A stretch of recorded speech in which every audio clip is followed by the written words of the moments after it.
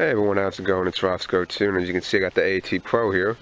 Now today I thought I'd do a video that's kind of informative, but at the same time very much opinionated.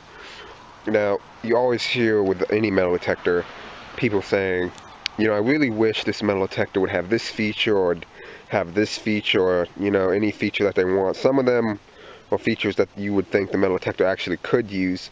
Others are just, you know, fantasy that really doesn't make any sense at all. And today I thought I would point out a few small features that I think would help the AT Pro not only sell better, but also maybe even perform better.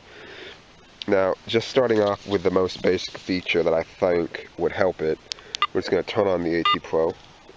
Now, as you can see, you got the VDI number box right there. And even though my eyesight is pretty good and I'm kind of young, at nighttime, I really don't have much luck, or even at dusk, I don't have much luck seeing the numbers. Now, that's partially, of course, because the screen doesn't have a light on it, but also because the VDI numbers are kind of small.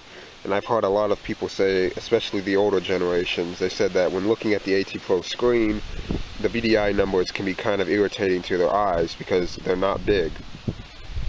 Now, another feature other than the larger VDI numbers that I think would help out the AT Pro is also possibly some sort of a little bit more glare resistance on the screen. Now, when the sun is shining directly on the screen, as we know, the glare can really get annoying, and although it has a waterproof housing around the control box, that doesn't really help with stopping glare on the screen. Now, the final and third thing that I think the AT Pro could do with concerning the control box and the screen is I really wish it had a backlight so that you could hunt at nighttime without having to rig a flashlight or anything onto it. Quite a few people say that if the AT Pro had a backlight, it would be that much better, because now you could hunt at night and it would truly be all terrain, be able to hunt in the daytime and at night. Now, of course, there are many ways to fix that feature. You can simply rig a little flashlight to shine down on the screen at night. But it's just something I thought that Garrett might like to include on it. Possibly the next generation of ATs. Everyone, the fourth and final feature that I think the AT Pro could do with is actually the biggest feature. And I can understand why Garrett doesn't do this, but I can also understand why it would be a good idea. Obviously, the AT Pro comes with the stock coil, which is I believe 11.5 by 9 or 11 by 9 DD coil or something like that.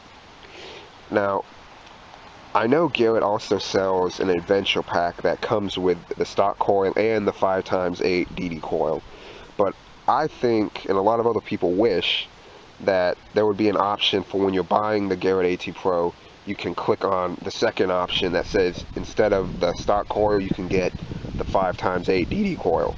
Because a lot of people just love the 5x8 DD coil. And even though I don't have it, I'm not blind to the people that say that it's even better than the stock coil. It's definitely a coil that I'm going to want to get if I ever do get another coil for the AT Pro. So, of course, the Garrett AT Gold comes with that, and for good reason, because the AT Gold is for prospecting as its main function, and you don't need a big coil on it when you're trying to find the little tiny nuggets. But if Garrett could make a plan where they could, and it made financial sense for them, of course, if it made financial sense for them to offer the 5x8 DD coil instead of the stock coil, I think a lot of people would buy it. I don't think it would hurt them financially. I mean, I don't think they would have to change the price or anything. I don't think they'd have to lower the price. But I can see why they wouldn't do that, because obviously if you give the customer what they want the first time, that means that they're not going to buy the stock coil for $120-something as a second coil. You know, you're going to give them what they want, and they're more than likely not going to buy the stock coil that's on it right now if they have the 5x8. So I can see where it makes sense where Garrett doesn't offer you a selection of coils with your AT Pro. Of course, we as the consumer would love it, but you know, we don't have that option of telling them that it needs to be this way. If they listen, that'd be great, but I can see where it wouldn't make financial sense for them to do it. But anyway, this is Roscoe 2, and I hope you guys enjoyed this 4 things that I think the Garrett AT Pro could do with if they ever decide to upgrade it to maybe a Garrett AT Pro 2.